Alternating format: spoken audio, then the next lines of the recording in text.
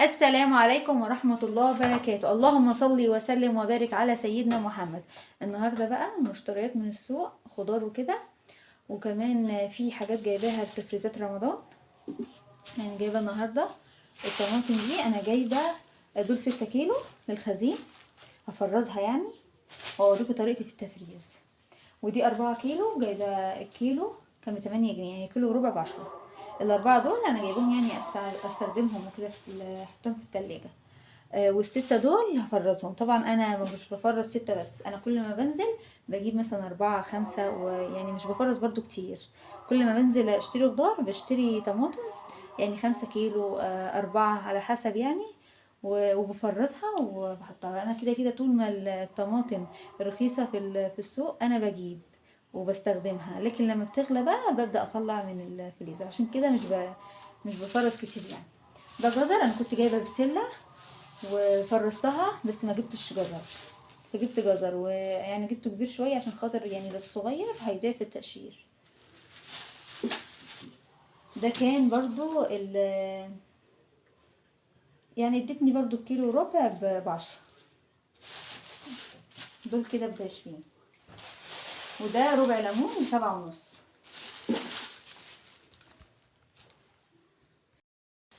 وده كنت جايبة فلفل، كان ده جايبة نص 5 جنيه.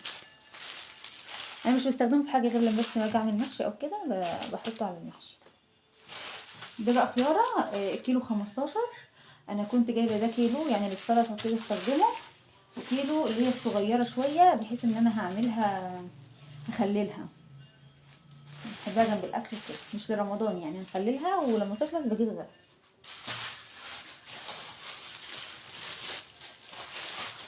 وده برتقان سكري، كان الكيلو عامل 10 جنيه. ده 2 كيلو.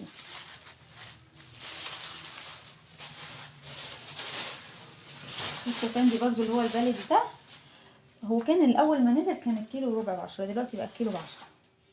انا جايبه كيلو ونص. والموز برضو كنت جايباه الكيلو ب12،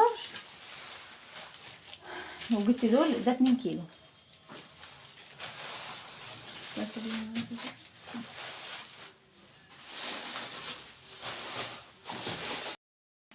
دي بقى البطاطس اللي عماله يعني تنزل 12 ونص وترجع ل15 تاني، مش راسية على حاجه. دول كنت جايباها النهارده ب15. دول 4 كيلو ب60. ودي بطاطا برضو انا قلت يعني اجيبها تغيير كده، نشويها او نسلقها، بتبقى تغيير يعني حلو في الشتاء.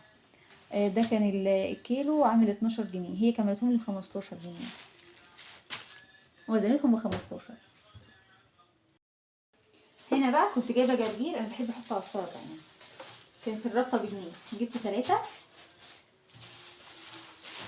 وبرده جبت يعني خضره للمحشي. هو انا ما جبتش حاجه للمحشي، ولا جبت بتنجان ولا كوسه ولا كرنب ولا حاجه. انا عندي ورق عنب مفرزاه برده، بطلعه واعمل منه، بيبقى طعمه حلو قوي وتغيير. وكمان اللي هو الجديد نزل بس بيبقى لسه غالي ومش حلو، فانا مفرزاه وبيبقى جميل قوي وريحته حلوه وطعمه حلو وكأنه صابح. هنا بقى انا كنت جبت مكرونه اللي هي الصغيره دي، انا بحب يعني اعملها بتحمير، ما بحبش الكبيره قوي يعني، اللي هي بتاعت الفريزر. كنت جايبه 5 كيلو، يعني قضوني الشهر. ما بحبش اجيب السايبه قوي، بخاف منها، بحسها بتعجن، فانا بحب اجيب يا حوا يا ادم، الاتنين حلوين.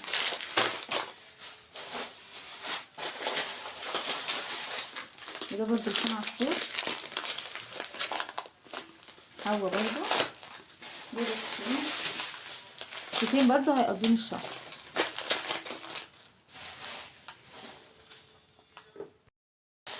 هنا بقى انا كنت جايبه اللوبيا انا كنت جايباها يعني سقف الكيلو ب80، جبت نص كيلو ب40. يعني ممكن نقسمها على مرتين يعني مش مره واحده، هتقضيني الشهر يعني. ممكن اعمل مرتين بس، ما اعملش كل اسبوع منها، مع بقى صينيه بطاطس يعني، ونغير في الاكل وكده. ممكن برضو فاصوليا بيضه تبقى حلوه برضو في الاكل. بس انا اخر مره كنت جايباها ب80، دلوقتي انا سمعت ان هي عدت ال80. هنا بقى انا ما كنتش جايبه كرنب، وقلت لكم ان انا مش جايبه كرنب وعندي ورق عنب. لقيت حماتي جايبالي 2، يعني بعتتهم كده بعد ما طلعت من السوق بساعه ولا ساعتين، بعدها بشويه يعني. قالت لي بقى هما كبار اصلا علينا، يعني اكيد مش هنعمل كل ده، فقالت لي خلاص فرزيهم لرمضان، هنفرزهم برضو في رمضان. أنا هنا نضفتهم من الورق الاخضر اللي بره والطينه وكده. حطيت بقى ايه، وهنا بقى حطيت الميه تغلي عشان خاطر اسلق فيها.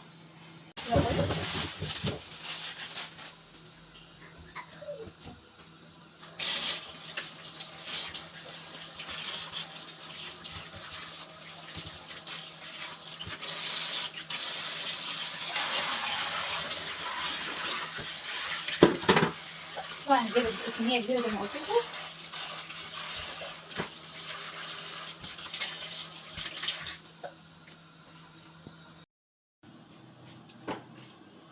هنا بقى خلاص غسلتها كويس. هنبدأ بقى ايه نشيل شلت القمع بتاعها اللي هو الاخضر ده. هنبدأ برضو نشيل ده، نقطعها يعني 4 بس، حتة 4 حتت كده بس مش هتوصل للآخر.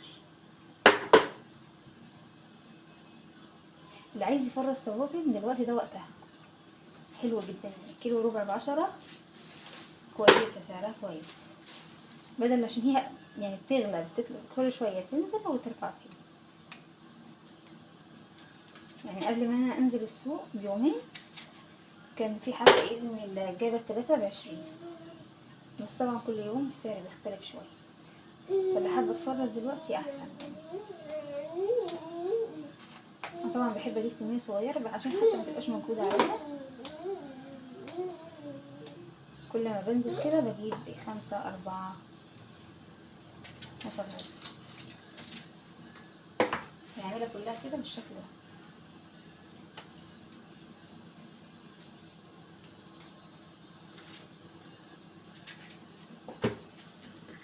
بقى انا ولعت عليها وحطيت نص كوبايه ميه صغيره. هي اصلا دلوقتي هتنزل ميتها وهتستوي فيها. لما تستوي بقى هنشوفها مع بعض. هي بتشيل الجلده دي، بتسيب الطماطم خالص، وبتهبط وبتبقى ايه يعني خلاص السبيك. هنا خلاص الميه كانت قلبت معايا. هنجهز بقى نشيل الورق بتاع الكرنب ده عشان نعمل. احنا هنسويها يعني هنسلقها نص سلقه، عشان خاطر كل ما تتاخر في الفريزر كل ما بتستوي زياده. ما ينفعش ان ايه نسويها نديها سلقتها جامد، لان كل ما بتقعد في الفريزر سواها بيزيد فما تتهريش معانا. طبعا الورق الحلو اللي هو بيتخزن لما تيجي تشيليها كده ما تتقطعش معاكي، ما تتكسرش، تبقى حلوه كده، تتشال معاكي بكل سهوله.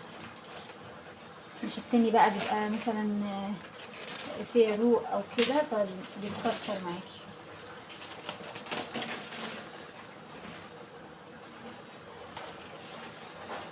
طبعا احنا مش هنحط بقى اي حاجه ولا سكر ولا زيت ولا اي حاجه، هي شويه ملح في قلب الميه عشان ما يجلدش معاكي ويبقى حلو. هنا بقى ما شاء الله الكرنبتين طلعوا معايا الكميه دي. سلقتهم نص سلقه واحطهم دلوقتي بقى في الصفايه يصفوا ميتهم خالص. مش هنقطعهم دلوقتي خالص، هنسيبهم كده ونشوف ايه ورانا تاني ونعمله. هنا بقى معانا كميه الجزر اللي كنا جايبينها، هنقطعها كده يا دوب هنقشرها، مش هتاخد بقى ولا قلبه ولا اي حاجه. نخرطها قطع صغيره كده ونحطها على قد ما احنا عايزين في كيس تتحط في الفريزر. هنا بقى انا كنت سبته لما صفى ميته خالص، وعليه يعني ندى بسيط كده بس صفى الميه منه عشان بس ما يجلدش. هنجيبه بقى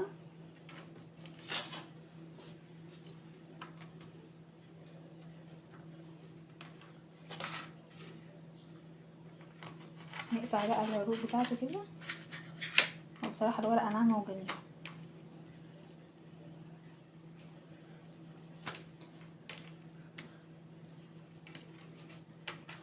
نعمله رول كده، قطعيه بقى زي ما انت عايزه تقطعيه، القطعيه اللي انت حاباها.